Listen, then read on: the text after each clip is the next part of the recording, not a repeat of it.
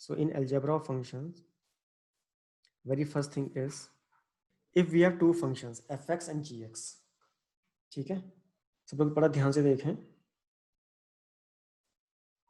If I have function of this kind, addition of two functions, so how it is written? Fx plus gx. That is a very basic thing in the function. Ki if I have a two function, like for example, if I have a function fx is equal to x plus 1, I have a gx is equal to x square. So fx plus gx is equal to x square plus x plus 1. And it is also written as f plus g whole of x. So if I have an addition of function, so in that case, what will happen to the limits? That is what we will see. So in that case, now suppose if limit x tends to a of fx is equal to L and limit x tends to a of gx is equal to m. So in such a case, limit of x tends to a of fx plus gx is equal to limit x tends to a of fx plus limit x tends to a of gx, और ये क्या है? That is equal to L plus m.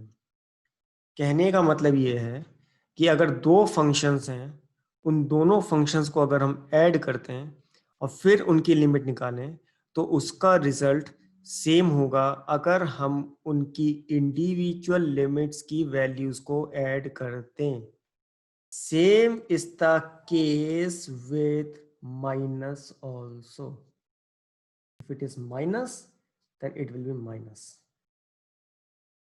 कोई problem? Second हम देखेंगे second case. Will see the second case.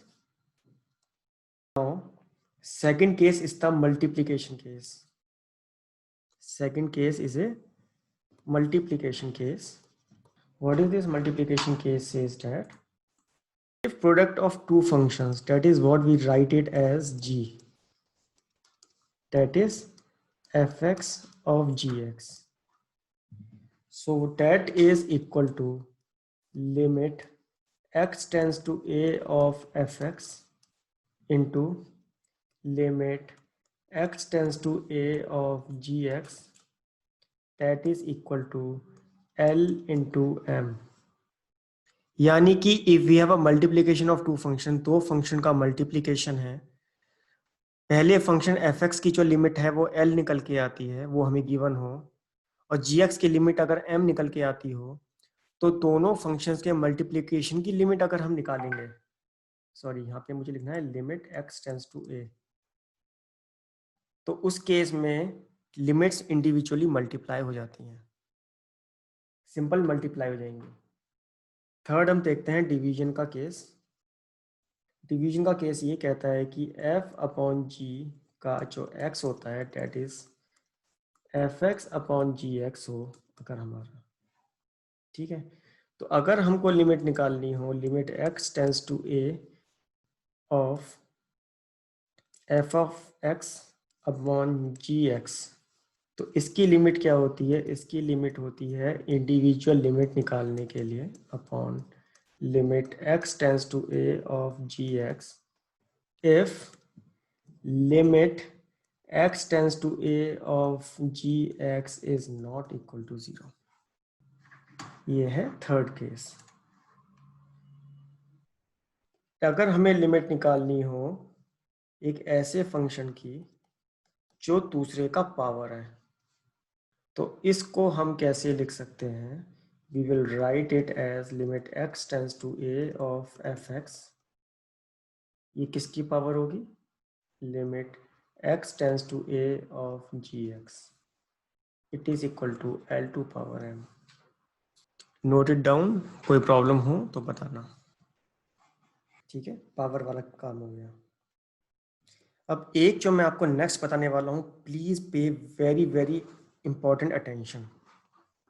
इसमें क्या है कि if fx is less than gx, where in neighborhood of x equal to neighbourhood of a, मतलब क्या है, जो फंक्शन fx है ना, उसके a माइनस एच से लेके a प्लस एच का जो है, ये a है, ये a प्लस एच हो गई, a माइनस एच हो गई, इसके बिल्कुल आसपास नियरेस्ट वैल्यूज में, जैसे हम निकालते हैं ना a माइनस एच और a प्लस एच, अगर इस छोटे से एरिया में fx is less than gx, if neighbourhood of a समझ में आया, उसका पड़ोसी, ए का पड़ोसी, बिल्कुल पास वाला पड़ोसी, अगर 2 है तो 1.99999 और 2.000001, that is a neighbourhood of A, that is a neighbourhood of 2। ठीक है, फिर से बताता हूं, अगर मान लो ये 2 है, ये 1 है, ये 3 है, तो नेबरहुड इसका होगा ये है इसका नेबरहुड, ये इसके पड़ोसी हैं। और अच्छा नेबरहुड इसका पता है कौन सा है, और पास वाला, ये नेबरहुड। ठीक है, तो जो सबसे पास वाला नेबरहुड है, उस केस में, अगर इस केस में f of x is less then g of x, और इस केस में भी f of x is less then g of x, तो उस केस में जो बताया गया है, दैट इज, उसमें जो बताया गया है, please see, in that case limit x tends to a of fx is also less than limit x tends to a of gx। Limit भी छोटी हो जाएगी, लिमिट बड़ी होगी या छोटी होगी, ये इसी बात पे डिपेंड करेगा। ओके, ये 5वीं कंडीशन है, इसको ध्यान रखना है, please note it down. Neighbourhood वाला कुछ समझ में ना आया हो तो बताना। जेम्स, नेबरहुड का नेबर कौन होता है आपका, जो आपके, who is the neighbourhood of your home, the home which is just next to your home, okay, that is your neighborhood, something which is just adjacent to it. So if at value a, the neighboring value, whatever the neighboring value of it is, जागृति also wants to explain। जागृति फिर से सुनिए, पड़ोसी कौन है आपका, जिसका मकान आपके मकान की नेक्स्ट मकान है, बगल वाला, जिससे आपकी दीवार मिली हुई है, वो आपका नेबर है। ठीक है, तो ऐसे ही 2 का नेबर कौन होगा, 1.9999999 वाला। 2 का नेबर क्या होगा, 2.00000001 वाला, सबसे पास में जो है 2। ऐसे ही ए का नेबरहुड कौन होगा, जो ए से बस जरा सा छोटा है या थोड़ा सा बड़ा है, slightly smaller and slightly bigger. If in that area of neighbourhood, if in this area of neighbourhood of 2, उसमें fx की वैल्यू अगर gx से छोटी है, दोनों नेबरहुड में, लेफ्ट में भी और राइट में भी, अगर fx की वैल्यू gx से छोटी है, तो उस केस में लिमिट भी जो होगी fx की छोटी होगी gx के। समझे, उस केस में क्या होगी, लिमिट भी छोटी होगी fx की gx से, limit of fx that is l will be less than m। अगर मान लो मेरे पास एक ऐसा ग्राफ हो जिसमें कि एक फंक्शन हो ऐसा, जिसको मैं कहता हूं gx, ठीक है, और एक फंक्शन हो मेरे पास ऐसा, जिसको मैं क्या कहता हूं, और ये है value x equal to a। ठीक है, तो a पर जब मैं ये वैल्यू निकालूंगा, तो इसके नेबरहुड की जो वैल्यूज हैं वो क्या होंगी, ये वैल्यूज होंगी, मान लीजिए ये है, लिमिट की वैल्यू क्या निकल के आई gx की, ये है m, और fx जो है इसकी वैल्यू कर निकालनी हो इसके नेबरहुड के पास, तो वो मान लीजिए है l। ठीक है, और इस नेबरहुड में आपको मालूम है कि fx जो है इज लेस देन gx, तो इन दिस केस जो लिमिट होगी, limit x tends to a वाली जो वैल्यू होगी, that will also, fx की वैल्यू जो होगी that will also less than m। Limit क्या है? लिमिट ये तो है कि इसके पास में जो वैल्यू है उसके ऊपर वैल्यू क्या है।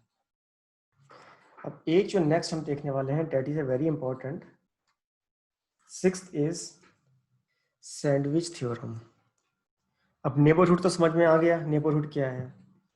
मान लीजिए हमारे पास तीन फंक्शन है, एक है f x, x equal to a के नेबरहुड में, मतलब ए के आसपास की वैल्यू में, नियरेस्ट वैल्यू में, if f x is less than और equal to g x, if I need to find it out, x equal to 2 पे मैं अगर इसको फाइंड आउट करूं कि एट एक्स इक्वल टू 2 क्या होगा, 2 का square minus 5 into 2 plus 6 upon 2 का square minus 4, that is 4 minus 10 plus 6 upon 4 minus 4, it is equal to 0 upon 0। तो इसका मतलब क्या हुआ, x minus 2 is a common factor, x square minus 5x plus 6 and x square minus 4।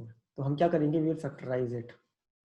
X square minus 5x plus 6 को हम कैसे लिख सकते हैं, x माइनस 2, फैक्टराइजेशन करना तो आता है ना, it is taught in class 9th 10th, and what we can write x square minus 4 as x minus 2 into x plus 2.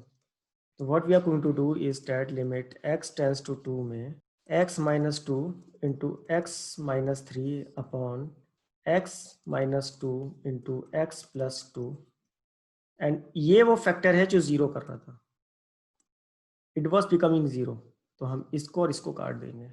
So what we will get, limit x tends to 2 of x minus 3 upon x plus 2, और इसमें value रख देंगे x की, 2 minus 3 upon 2 plus 2, that is minus 1 upon 4, जो कि हम कर ही रहे थे। That is called factorization method. Factorization method को फिर से हम समझते हैं। स्टेप 1, अगर हमारा कोई भी फंक्शन x की लिमिट a पे निकालना हो, x टेंड्स टू a पे निकालना हो लिमिट, और एफ ए और जी ए, न्यूमरेटर और डिनोमिनेटर 0 अपॉन 0 हो जाए, तो इससे ये बात तो साफ है कि x माइनस ए कॉमन फैक्टर है। उस कॉमन फैक्टर को हम फैक्टराइज कर लेते हैं और x माइनस ए और x माइनस ए को काट देते हैं, और जो हमारा फंक्शन बनता है उसके अंदर x is equal to a को रख देते हैं, उससे हमारा आंसर आ जाता है। ठीक है, इससे हमारा आंसर आ जाता है। इसको हम कहते हैं फैक्टराइजेशन मेथड। फैक्टर करके हमने वो कॉमन फैक्टर को कैंसिल आउट कर दिया जो 0 अपॉन 0 की फॉर्म बना रहा था। प्रॉब्लम थी 0 अपॉन 0 की, उसको हमने निकाल दिया। Please solve a question. Limit x tends to 1, x cube minus 1 upon x minus 1। जिनका सॉल्व होता जा रहा है they come to the question number 2, और ये चेक भी कर लेना कि 0 अपॉन 0 फॉर्म वो पकड़ता है या नहीं पकड़ता है। ठीक है, सब्स्टिट्यूशन मेथड में ये चेक कर लेना। बस इन 4 क्वेश्चंस को आपको सॉल्व करना है। जेम्स, आपको यू आर आस्किंग कि you are not understanding the factorization of cubes. Okay, so x cube minus 1, it will have a factorization method in which x equal to 1 is a factor,